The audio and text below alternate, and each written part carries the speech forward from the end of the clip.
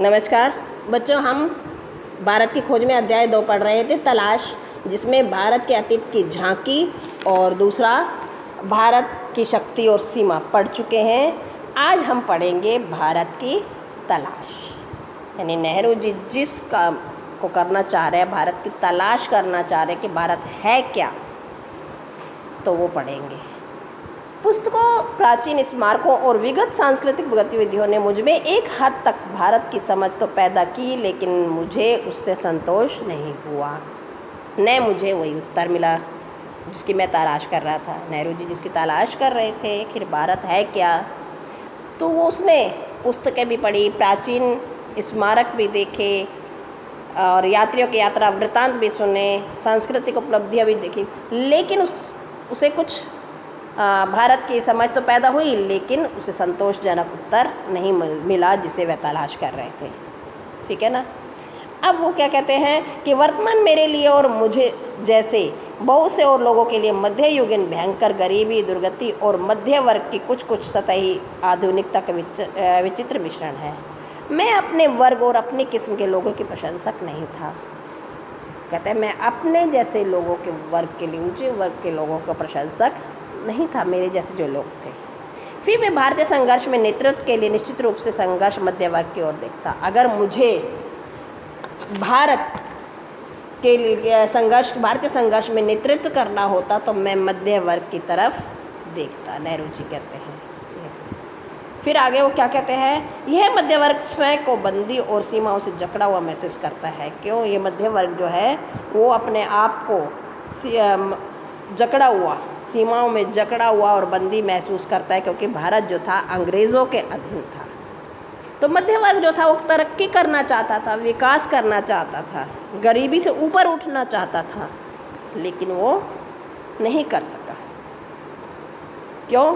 क्योंकि अंग्रेज़ जो थे उनके हर काम को रोन देते थे जो वो बनाना चाहते थे। फिर आगे है, वो अंग्रेज़ी शासन को उखाड़ फेंकना चाहते थे, लेकिन ऐसा नहीं हो सका। नई ताकतों ने सिर उठाया और वे हमें ग्रामीण जनता की ओर ले गई। पहली बार एक नया और दूसरे ढंग का भारत उन युवा बुद्धिजीवियों के सामने आया जो उसके अस्तित्व को लगभग भूल गए थे, उसे बहुत कम अहमियत देते थे। यह दृश्य बेचैन कर देने वाला था, इसलिए कि उसने हमारे कुछ मूल्यों और निष्कर्षों में संदेह उत्पन्न कर दिया। एक वर्ग और भी आया जो उसे नेहरू जी को बेचैन किया। वो क्या थे? मूल्य और संघर्षों के संदेह उत्पन्न किए उनके। तब हमने भारत के वास्तविक रूप को तलाश शुरू की। तब उन्होंने भारत के वास्तविक रूप की तलाश शुरू की और इससे हमारे भीतर उसकी समझ, द्वंद्व दोनों ही पैदा हुए हैं। कुछ लोग इस ग्रामीण समुदाय से पहले से परिचित थे, इसलिए उन्हें कोई नया उत्तेजक अनुभव नहीं हुआ। कुछ लोग तो उनसे परिचित थे, ग्रामीण लोगों से, और कुछ नहीं थे, तो दोनों में द्वंद्व हो गया। पर मेरे लिए वह सही अर्थों में नई तलाश के लिए यात्रा थी। ठीक है।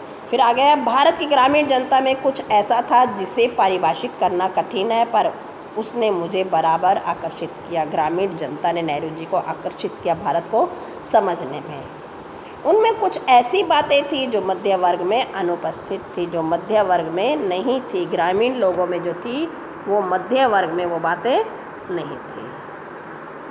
मैं आम जनता की अवधारणा को काल्पनिक नहीं बनाना चाहता। मेरे लिए भारत के लोगों का अपने सारी विविधता के साथ वास्तविक अस्तित्व है।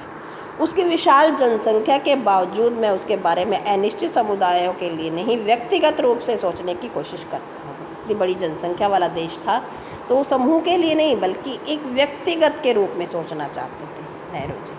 चूँकि मैंने उनसे बहुत अपेक्षाएं नहीं रखी, शायद इसलिए मुझे निराशा भी नहीं हुई। मुझे उसने इतनी अपेक्षाएं नहीं लेकर के आया कि मुझे यहाँ पर सब कुछ मिल जाएगा, इसलिए अगर वो नाकामयाब भी रहा तो उसे निराशा नहीं होगी। मैंने जितनी उम्मीद की थी उससे कहीं अधिक पाया। जितनी उसने उम्मीद रखी ग्रामीण से, उससे ज़्यादा भारत को समझने में उसने पाया। मुझे सूझा कि उसका कारण और उसके साथ की उनमें जो एक प्रकार की दृढ़ता और अंतर शक्ति है, उसका कारण भारत की प्राचीन सांस्कृतिक परंपरा और जिसे उन्होंने कुछ अंशों में अभी भी बचाए रखा है। इतने सालों में आज भी उन्हें लगा कि ये सांस्कृतिक परंपरा जो है आज भी है।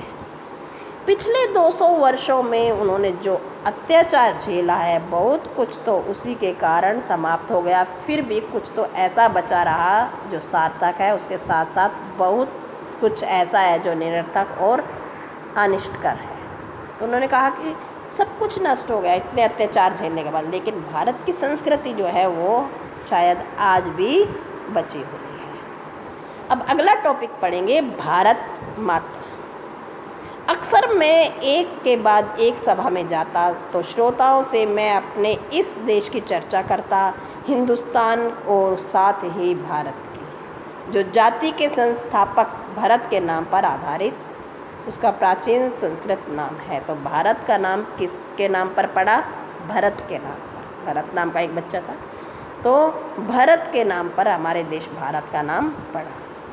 मैंने शहरों में ऐसा कम किया क्योंकि वहाँ के श्रोता अपेक्षाकृत अधिक थे और वे अधिक दमदार भाषण की अपेक्षा करते थे। पर सीमित नज़रिए वाले किसानों को मैंने इस महान देश की बाबत बताया। उसकी मुक्ति के लिए हम संघर्ष कर रहे हैं। उस समय किसानों की स्थिति भी अच्छी नहीं थी, तो उन्होंने किसानों को ज़्यादा महान बताया। ठीक है, तो उसकी मुक्ति के लिए वो संघर्ष कर रहे हैं कि कैसे इसका हर हिस्सा दूसरे से भिन्न होते हुए भी भारत है। मैंने उन्हें उत्तर से दक्षिण और पूर्व से पश्चिम तक किसानों की सामान्य समस्याओं की जानकारी दी और इस स्वराज की भी, जो कुछ विशेष लोगों के लिए नहीं, सबके लिए, भारत के हर हिस्से के लिए एक सा होगा। मैंने उन्हें सुदूर उत्तर पश्चिम में खैबर पास से कन्याकुमारी और केप कोमरिन तक अपनी यात्रा के बारे में बताया। मैंने बताया कि कैसे हर जगह मुझसे किसानों ने एक जैसे सवाल पूछे।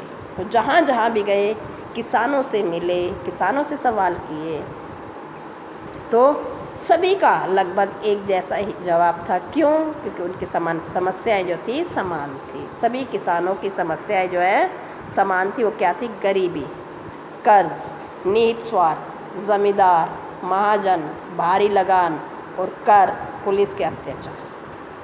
सभी किसानों की यही समस्या थी जिससे हमारे ऊपर विदेशी हुकूमत ने आरोपित किया था। ये सारी समस्याएं जो हैं विदेशी हुकूमत के आरोपित थी, उन्होंने द्वारा थोपी गई थी, उन्हीं के द्वारा ये सब देखने को मिला। साथ ही थोड़ा बहुत उस विराट विश्व के बारे में भी सोचे जिसके हम एक हिस्से हैं। फिर वो कहते हैं कि इसके बारे में नहीं, हमें एक अखंड भारत को अखंड माना है।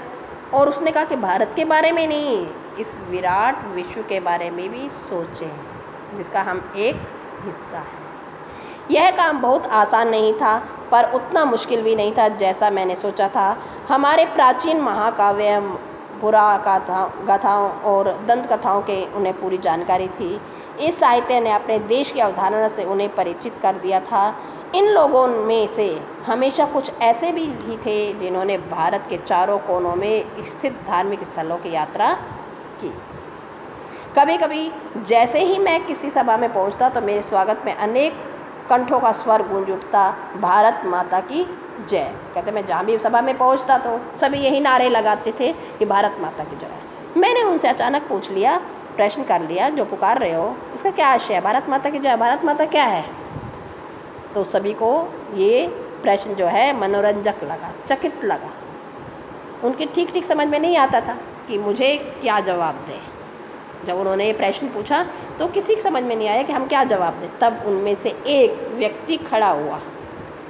मैंने बार बार वही सवाल किया, तो उसके बाद एक व्यक्ति खड़ा हुआ। तो उसने क्या कहा कि जिसका न जाने कितनी पीढ़ियों से एक व्यक्ति है जिसका न जाने कितनी पीढ़ियों से मिट्टी से अटूट नाता है, मतलब वो किसान है। जवाब में कहता है कि यह भारत माता हमारी धरती है, भारत की प्यारी मिट्टी।